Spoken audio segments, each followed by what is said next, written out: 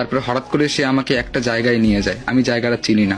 এই ঢাকা শহরে এসে সে আমাকে বিক্রি করে দেয় পতিতালয়ে। তারপরে তার নাম্বারে অনেক ফোন করছি, কিন্তু তাকে আর পাইনি। অনেক দিন পর জানতে পেলাম যে সে নাকি এখন বিদেশে আছে।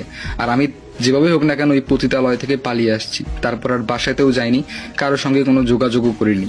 তারপরে আমি এই গার্মেন্টসের মধ্যে ভর্তি হই, এই গার্মেন্টসে কাজ করি, একটা হোস্টেলের মধ্যে আসি। আমি কোনো রকম আমার দিন পার হচ্ছে। তারপর আমি বললাম, তুমি আমাকে একটাবার ফোন দিয়ে বলতে পারতে। তখন রূপা বলল, না, তোমার সঙ্গে আমি বেইমানি করেছি, তোমাকে আমি ঠকিয়েছি, কি করে এই মুখটা আর তোমাকে দেখাবো, সেই জন্য আর তোমাকেও আমি বলিনি। আমি বললাম যে শোনো, ও হয়তো বা বাটপার হতে পারে, কিন্তু আমি তো না।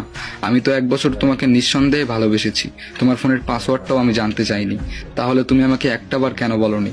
তখন রূপা বলল, প্লিজ আর এসব বলিও না, এখন আমাকে যেতে দাও, আমার সময় নেই, আবার গার্মেন্টস যেতে হবে, আজকে আমার নাইট ডিউটি।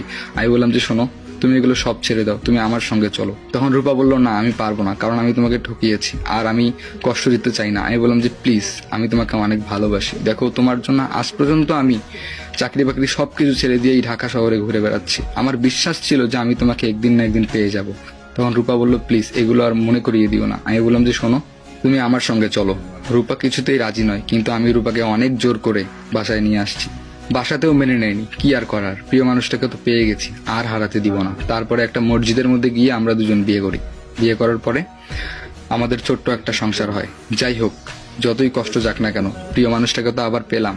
সে হয়তো একটা ভুল করছে, কিন্তু সেই জন্য কি সারা জীবন তার উপর অভিমান করে থাকবো? না, তাকে আমি ভালোবাসি। সে আমার প্রিয়তমা, রূপা। আমি ভাবতেও পাইনি যে আমি কোনোদিন তাকে পেয়ে যাব। আর রূপা আমাকে বলল, যে মানুষটা আমার জন্য ক্ষতিকর আমি তাকেই বেছে নিয়েছিলাম, আর তোমাকে আমি দূরে সরে দিয়েছিলাম। আই এম সরি, তুমি আমাকে ক্ষমা করে দাও। আমি বললাম যে ধুর পাগলি, এগুলো বলে না। তারপরে সঙ্গে সঙ্গে সে বলল, আই লাভ ইউ। আমি বললাম যে ওকে। তারপরে আমি তাকে বুকে জড়িয়ে নিলাম।